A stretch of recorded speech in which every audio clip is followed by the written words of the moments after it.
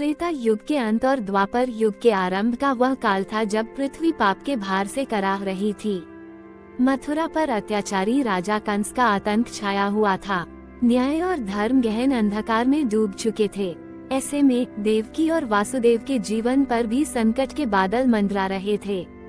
कहते हैं जब जब धरती पर अधर्म का बोलबाला होता है तब तब भगवान स्वयं अवतार लेते हैं, और ऐसा ही एक चमत्कारिक अवतार हुआ भगवान श्री कृष्ण का।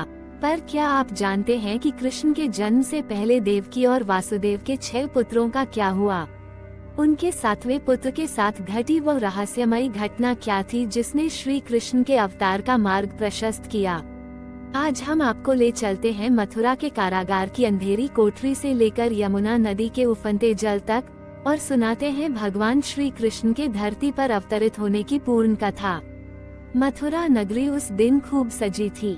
स्वर्णिम द्वार, फूलों की मालाओं से सजी गलियां और हर आंगन में दीपकों की पंक्तियां झिलमिला रही थीं।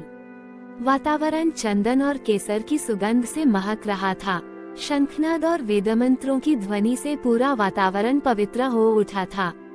राजा उग्रसेन की पुत्री देवकी का विवाह यदुवंश के वीर, बुद्धिमान और धर्मनिष्ठ वासुदेव के साथ होना था। विवाह की सभी रस्में पूरी हुई और कंस, जो देवकी से अत्यधिक स्नेह करता था, ने स्वयं उन्हें रथ में बैठाकर ससुराल छोड़ने का निश्चय किया। रथ सजा, घोड़े अगुवाई करने को तैयार और कंस ने स्वयं सारथी बनना स्वीकार किया। लेकिन जैसे ही रथ नगर की सीमा पार कर रहा था, अचानक आकाश में एक गंभीर और रहस्यमय आवाज गूंजी। एक आकाशवाणी हुई, हे कंस, जिस देवकी को तू इतने प्रेम से विदा कर रहा है, उसी की 8वीं संतान तेरे विनाश का कारण बनेगी। ये सुनते ही कंस का चेहरा क्रोध और भय से तमतमा गया। उसने तत्क्षण अपनी तलवार निकाली और देवकी पर वार करने को झपटा। तब वासुदेव ने शांत भाव से उसे रोकते हुए कहा, हे युवराज, इसमें देवकी का क्या दोष? यदि उसकी 8वीं संतान तुम्हारा वध करेगी तो मैं तुम्हें वचन देता हूँ कि उसके जन्म लेते ही मैं स्वयं उसे तुम्हारे हवाले कर दूंगा। वासुदेव के वचनबद्धता को जानते हुए कंस ने तलवार तो रख ली, पर उसने देवकी और वासुदेव को मथुरा के कारागार में कैद करने का आदेश दे डाला, ताकि कोई भी संतान उसकी नजरों से बच न सके। मथुरा का कारागार अंधकार, नमी और ठंड से भरा एक भयानक स्थान था। वहाँ देवकी और वासुदेव का जीवन प्रतीक्षा और पीड़ा में बीतने लगा। समय बीता और देवकी गर्भवती हुई। उनके हृदय में मातृत्व की खुशी के साथ साथ एक गहरा भय भी था। जैसे ही उनका पहला पुत्र हुआ, वासुदेव ने अपना वचन निभाते हुए उसे कंस के सामने प्रस्तुत किया। निर्दयी कंस ने उस निरीह शिशु को पत्थर पर पटककर मार डाला। इसके बाद देवकी के दूसरे, तीसरे, चौथे, 5वें और 6ठे पुत्र का भी यही दुर्भाग्य हुआ। हर बार वासुदेव अपने वचन का पालन करते और हर बार कंस की क्रूरता निरंतर बनी रही। देवकी का हृदय हर बार टूटता और कारागार का वातावरण शोक में डूब जाता। एक रात जब वासुदेव और देवकी इस पीड़ा का कारण ढूंढ रहे थे, तभी नारद मुनि वहां प्रकट हुए। वासुदेव ने उनसे अपने मन की व्यथा कही। नारद मुनि ने समझाया, हे वासुदेव, ये 6 पुत्र वस्तुतः महर्षि मरीचि के पुत्र थे, जिन्होंने एक बार ब्रह्मा जी का अपमान कर दिया था। ब्रह्मा जी के श्राप के कारण ही उन्हें एक राक्षस कंस के हाथों मरना था। ये सब ईश्वरीय योजना का हिस्सा था, ताकि कंस का पाप अपने चरम पर पहुँचे और भगवान के अवतार का मार्ग सुगम हो। अब निश्चिंत रहो, देवकी का 7वां गर्भ सुरक्षित रहेगा और 8वें गर्भ में स्वयं नारायण अवतरित होंगे। ये सुनकर दोनों के हृदय को असीम शांति और धैर्य मिला। देवकी का 7वां गर्भ था, जो वास्तव में भगवान विष्णु के अंश और शेषनाग के अवतार बलराम का था। एक अंधकार में रात्रि में भगवान विष्णु की दिव्य शक्ति योगमाया कारागार में प्रकट हुई। उसने देवकी के गर्भ को स्पर्श किया और उसे तत्क्षण गोकुल में वासुदेव की दूसरी पत्नी रोहिणी के गर्भ में स्थानांतरित कर दिया। अगले दिन जब कंस को पता चला कि देवकी का गर्भपात हो गया है, तो उसने राहत की सांस ली। उसे इस बात का आभास तक नहीं हुआ कि यह सब एक दिव्य लीला थी। गोकुल में रोहिणी ने बलराम को जन्म दिया और वहां आनंद की लहर दौड़ गई। अब समय आ चुका था उस महान अवतार का, जिसके लिए सब कुछ घटित हुआ था। देवकी का 8वां गर्भ परिपक्व हो चुका था। भाद्रपद मास की कृष्ण अष्टमी रोहिणी नक्षत्र के सुम्यूहर्ट में आकाश में बादल गरज रहे थे और यमुना नदी उफान पर थी। मध्यरात्रि के समय कारागार एक अद्भुत दिव्य प्रकाश से भर गया। देवकी के गर्भ से तेज प्रकाश निकला और वहां चतुर्भुज रूप में शंख, चक्र, गदा और पद्म धारण किए भगवान विष्णु प्रकट हुए। उनके मस्तक पर मुकुट सुशोभित था और कानों में कुंडल चमक रहे थे। देवकी और वासुदेव ने आंखों में आंसू भरकर भगवान को प्रणाम किया। तब भगवान ने मधुर स्वर में कहा, हे माता पिता, भयभीत मत हो, अब मैं एक साधारण शिशु का रूप धारण करता हूँ। तुम मुझे शीघ्र ही गोकुल में नंद और यशोदा के घर पहुँचा दो और उनकी नवजात कन्या को यहाँ ले आओ। मेरी माया तुम्हारे मार्ग की सभी बाधाएं दूर कर देगी। इतना कहकर भगवान ने एक सुंदर साधारण बालक का रूप धारण कर लिया। योगमाया के प्रभाव से कारागार के सभी पहरेदार गहरी नींद में सो गए। ताले स्वतः खुल गए और बेड़ियां टूट गईं। वासुदेव नन्हे कृष्ण को एक टोकरी में सुलाकर ले चले। बाहर मूसलाधार बारिश हो रही थी।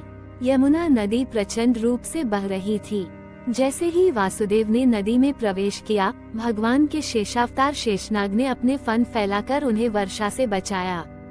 यमुना नदी ने स्वयं अपने जल स्तर को कम करके वासुदेव के लिए मार्ग बना दिया। वासुदेव सकुशल गोकुल पहुँचे और नंद बाबा के घर में सोई हुई यशोदा के पास नन्हे कृष्ण को सुलाकर उनकी नवजात कन्या को लेकर वापस कारागार आ गए। सुबह होते ही जब कारागार में एक कन्या के रोने की आवाज सुनाई दी तो कंस तुरंत वहां पहुंचा। उसने देवकी से वह कन्या छीननी चाही, परंतु जैसे ही उसने उसे मारने के लिए उठाया, वह कन्या उसके हाथों से छूटकर आकाश में पहुंच गई और देवी योगमाया के रूप में प्रकट हुई। देवी ने कंस से कहा, हे मूर्ख, तेरा वध करने वाला तो सुरक्षित गोकुल में पल रहा है। तुझ जैसे अहंकारी का अब अंत निश्चित है। ये कहकर देवी अंतर्ध्यान हो गयीं। इस प्रकार भगवान श्री कृष्ण ने गोकुल में अपनी दिव्य लीलाएं आरंभ की और अंततः कंस जैसे अत्याचारी का विनाश कर धर्म की पुनः स्थापना की। बोलिए वृंदावन बिहारी लाल की जय। श्री कृष्ण गोविंद हरे मुरारी, हे नाथ नारायण वासुदेवा, राधे राधे। गोवर्धन लीला के बाद समस्त ब्रज में श्री कृष्ण की महिमा फैल चुकी थी। इसी बीच मथुरा में बैठा कंस अब पूरी तरह से भयभीत और अधीर हो उठा था। उसे समझ आ चुका था कि गोकुल में पला वही ग्वाला उसका वध करने वाला है। उसने एक चाल चली, अपने सबसे विश्वास पात्र और धर्मात्मा मंत्री अक्रूर को बुलाया और कहा, हे अक्रूर, तुम शीघ्र ही गोकुल जाओ और मेरे लिए श्री कृष्ण और बलराम को मथुरा बुला लाओ। उन्हें बताना कि मैं यहाँ एक महान धनुष यज्ञ का आयोजन कर रहा हूँ और उन्हें इसके लिए आमंत्रित करना चाहता हूँ। वास्तव में कंस ने यज्ञ के बहाने उन्हें मथुरा बुलाकर मारने की योजना बनाई थी। उसने रास्ते में ही कुवलयापीड नामक हाथी और चाणूर मुष्टिक जैसे मल्लों को तैनात कर रखा था। अक्रूर जी गोकुल पहुँचे और नंद बाबा को कंस का संदेश सुनाया। यशोदा मैया और सभी गोपियों का हृदय विदीर्ण हो गया। उनसे अपने प्राणों के समान प्रिय कान्हा और बलराम को विदा करना असंभव लग रहा था। समस्त ब्रज शोक में डूब गया। विदाई का दृश्य अत्यंत मार्मिक था। गोपियों की आंखों से आंसुओं की धारा बह निकली। अक्रूर जी श्री कृष्ण और बलराम को रथ में बैठाकर मथुरा की ओर चले। रास्ते में यमुना नदी के तट पर जब अक्रूर जी स्नान करने उतरे, तब श्री कृष्ण ने अपनी लीला रची। जैसे ही अक्रूर जी ने जल में डुबकी लगाई, उन्होंने देखा कि श्री कृष्ण जल के भीतर विराजमान हैं और उनके साथ ही सभी देवी देवता उपस्थित हैं। उन्होंने भगवान के साक्षात विराट स्वरूप के दर्शन किए। ये देखकर अक्रूर जी की आंखों से आनंद के आंसू बह निकले। उन्हें समझ आ गया कि श्री कृष्ण स्वयं भगवान विष्णु के अवतार हैं और कंस का अंत निश्चित है। जैसे ही श्री कृष्ण और बलराम का रथ मथुरा में प्रवेश करा, मथुरावासी उनके दर्शनों के लिए उमड़ पड़े। सड़कों पर इतनी भीड़ थी कि रथ आगे बढ़ना दूभर हो गया। लोग छतों पर चढ़कर, खिड़कियों से झांककर उन दिव्य बालकों को देख रहे थे। उनकी मनमोहक छवि देखकर सभी मंत्रमुग्ध हो रहे थे। यज्ञ स्थल पर पहुंचकर कृष्ण और बलराम ने देखा कि वहां एक विशालकाय धनुष रखा हुआ है। यह इंद्र का दिव्य धनुष था, जिसे उठाना तो दूर, सामान्य मनुष्य तक छू नहीं सकता था। श्री कृष्ण मुस्कुराए और बिना किसी देरी के उस विशाल धनुष की ओर बढ़े। उन्होंने उसे एक हाथ से उठा लिया, जैसे कोई खिलौना हो। भीड़ हैरानी से देख ही रही थी कि उन्होंने धनुष को मोड़ना शुरू किया और देखते ही देखते उसे इतना खींचा कि वह बीच से टूटकर चकनाचूर हो गया। धनुष के टूटने की आवाज से पूरा मैदान गूंज उठा। लोग आश्चर्यचकित रह गए और जय जयकार करने लगे। ये देखकर कंस का क्रोध 7वें आसमान पर पहुंच गया। उसने तुरंत अपने अत्यंत बलशाली मल्लों चाणूर और मुष्टिक को आदेश दिया कि वे कृष्ण और बलराम से युद्ध करें। पहले बलराम ने मुष्टिक से भिड़ंत की। बलराम के एक ही प्रहार से मुष्टिक भूमि पर गिर पड़ा और उसके प्राण निकल गए। उधर श्री कृष्ण ने चाणूर के साथ युद्ध आरंभ किया। चाणूर ने कई घातक प्रहार किए, परंतु श्री कृष्ण उन सभी से सरलता से बचते गए। अंत में श्री कृष्ण ने एक ऐसा शक्तिशाली प्रहार किया कि चाणूर आकाश में उछला और जमीन पर आ गिरा, मृत्यु को प्राप्त हो गया। अपने सबसे विश्वस्त योद्धाओं को मरता देख कंस आपे से बाहर हो गया। वो अपने सिंहासन से उठ खड़ा हुआ और गर्जना करते हुए बोला, इन दोनों ग्वालों को तत्काल मार डालो। इस नगर से इन्हें बाहर निकालो। तब श्री कृष्ण ने शांत भाव से किंतु तेजी से कंस की ओर छलांग लगाई। उन्होंने कंस के लंबे बालों को पकड़कर उसे सिंहासन से नीचे खींच लिया और भूमि पर पटक दिया। कंस ने अपनी तलवार निकालनी चाही, परंतु श्री कृष्ण ने उस पर इतना जोरदार प्रहार किया कि उसके प्राण उड़ गए। अत्याचारी कंस का अंत हो गया। कंस के मरते ही मथुरा से भय और अंधकार का साया हट गया। लोग खुशी से झूम उठे, सड़कों पर नाचने गाने लगे, आकाश में जयकारे गूंजने लगे। श्री कृष्ण ने कंस के पिता और धर्मात्मा राजा उग्रसेन को पुनः मथुरा का सिंहासन सौंपा। उन्होंने अपने माता पिता देवकी और वासुदेव को कारागार से मुक्त कराया और उनके चरण स्पर्श किए। उस रात पूरी मथुरा नगरी दीपों से जगमगा उठी। महलों और गलियों में फूलों की वर्षा हुई। सभी ने धर्म की विजय और अधर्म के अंत का उत्सव मनाया। इस प्रकार भगवान श्री कृष्ण ने अपने दिव्य अवतार का उद्देश्य पूरा किया। उन्होंने पृथ्वी को एक अत्याचारी से मुक्त कराया, धर्म की पुनः स्थापना की और भक्तों के हृदय में सदा के लिए अपना स्थान बना लिया। बोलिए वृंदावन बिहारी लाल की जय। श्री कृष्ण गोविंद हरे मुरारी, हे नाथ नारायण वासुदेवा। गोकुल में नंद बाबा के घर जन्मे नन्हे कान्हा के आगमन से पूरे ब्रज में आनंद की लहर दौड़ गई। यशोदा मैया उन्हें गोद में लेकर उनकी मासूम मुस्कान में खो जाती। वे उन्हें लोरियां सुनाती, झुलाती और उनकी नन्ही नन्ही हरकतों पर मोहित हो जाती। कान्हा की आंखों की चमक, होठों की मुस्कान और गालों के गड्ढे हर किसी का मन मोह लेते थे। नंद बाबा ने पुत्र जन्म पर भव्य उत्सव का आयोजन किया। ब्रजवासियों ने उल्लासपूर्वक नाच गाकर इस दिव्य अवतार का स्वागत किया। लेकिन मथुरा में कंस के मन में चैन नहीं था। देवी योगमाया द्वारा दी गई चेतावनी ने उसके भीतर भय और क्रोध की आग भर दी थी। उसने सोचा, कहीं यह 8वां पुत्र गोकुल में तो नहीं पल रहा। उसने तुरंत अपने गुप्तचरों और राक्षसी सेवकों को आदेश दिया, जाओ गोकुल और आसपास के गांवों में जाकर हर नवजात बालक को नष्ट कर दो। सबसे पहले कंस ने पूतना नामक राक्षसी को भेजा। पूतना एक मोहिनी रूप धारण करके गोकुल पहुंची। उसने अपने स्तनों पर विष लगा रखा था और बच्चे को दूध पिलाकर मारने का इरादा कर रही थी। जब वो नंद भवन पहुंची, तो यशोदा और रोहिणी किसी काम में व्यस्त थीं। पूतना ने अवसर पाकर नन्हे कान्हा को गोद में उठा लिया और उन्हें अपना विषैला दूध पिलाने लगी। किंतु कान्हा तो स्वयं भगवान थे। उन्होंने अपने छोटे छोटे होठों से ऐसा स्पर्श किया कि उन्होंने उसका प्राण विष पी लिया और साथ ही उसके प्राण भी खींच लिए। पूतना अपने वास्तविक विशाल राक्षसी रूप में आकर छटपटाते हुए भूमि पर गिर पड़ी और उसके प्राण निकल गए।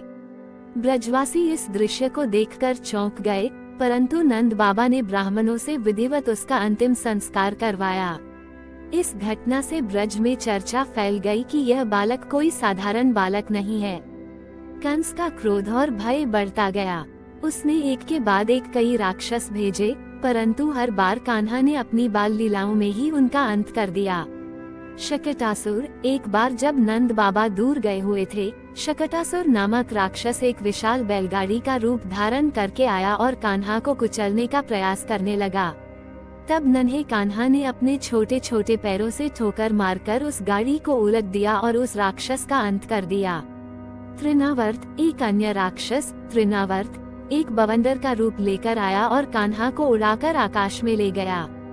तब कान्हा ने उसका गला पकड़ लिया और इतना दबाया कि वह छटपटाकर नीचे गिर पड़ा और मर गया। इन घटनाओं से यशोदा मैया भी कई बार चिंतित और चकित होती।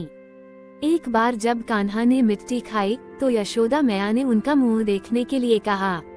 जब कान्हा ने मुंह खोला तो यशोदा मैया ने उसमें संपूर्ण ब्रह्मांड, सभी ग्रह, नक्षत्र और सृष्टि का विस्तार देखा। वो समझ गई कि उनका ये लाल निश्चित ही कोई दिव्य शक्ति है। जैसे जैसे कान्हा बड़े हुए, वे गोप ग्वालों के साथ गाय चराने जाने लगे। उनकी बांसुरी की मधुर धुन से पूरा वन मुग्ध हो जाता। उस समय की परंपरा के अनुसार ब्रजवासी हर वर्ष वर्षा के देवता इंद्र की पूजा किया करते थे ताकि अच्छी वर्षा हो। एक बार जब नंद बाबा ने इंद्र पूजा की तैयारी शुरू की, तब श्री कृष्ण ने प्रश्न किया, बाबा, हम इंद्र की पूजा क्यों करते हैं? वर्षा तो प्रकृति का नियम है। हमारी आजीविका तो इस गोवर्धन पर्वत, हमारी गायों और यमुना जी पर निर्भर है। हमें इनकी पूजा करनी चाहिए। नंद बाबा सहित सभी ब्रजवासी कान्हा के तर्क से सहमत हो गए। सभी ने इंद्र की जगह गोवर्धन पर्वत की पूजा की। विशाल अन्नकूट का आयोजन किया गया और पर्वत को भोग लगाया गया। ये देखकर इंद्र का अहंकार आहत हुआ। उन्होंने क्रोध में मूसलाधार वर्षा शुरू कर दी। प्रलयकारी बारिश और तूफान से सारा ब्रज जलमग्न होने लगा। ब्रजवासी भयभीत होकर श्री कृष्ण के पास भागे। तब श्री कृष्ण ने अपनी छोटी सी कनिष्ठा कनाई उंगली पर पूरे गोवर्धन पर्वत को उठा लिया और सभी ब्रजवासियों, गायों और पशु पक्षियों को उसके नीचे शरण दी। 7 दिन और 7 रात तक लगातार वर्षा होती रही, परंतु पर्वत के नीचे सभी सुरक्षित रहे। अंततः इंद्र का अहंकार चूर चूर हो गया। वे समझ गए कि यह कोई साधारण ग्वाला नहीं, बल्कि स्वयं परमब्रह्म है। वे ब्रज में आए और श्री कृष्ण से क्षमा याचना की। श्री कृष्ण ने उन्हें आशीर्वाद दिया और कहा कि देवताओं का कार्य लोक कल्याण करना है, अहंकार करना नहीं। इस लीला के बाद ब्रजवासियों की श्रद्धा और प्रेम अपने कान्हा के प्रति और भी गहरा हो गया। अब वे जान चुके थे कि यह बालक स्वयं भगवान का अवतार है।